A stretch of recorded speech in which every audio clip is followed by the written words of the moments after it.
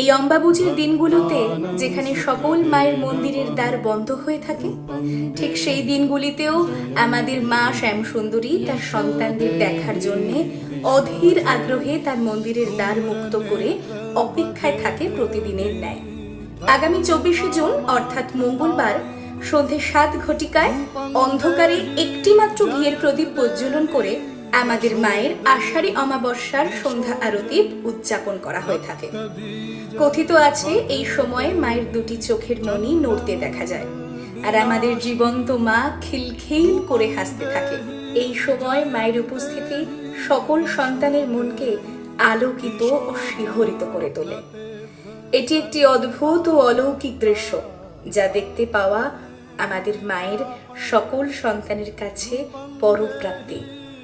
পূজা শেষে সকল সন্তান মায়ের ভোগ প্রসাদ গ্রহণ করে মায়ের আশীর্বাদ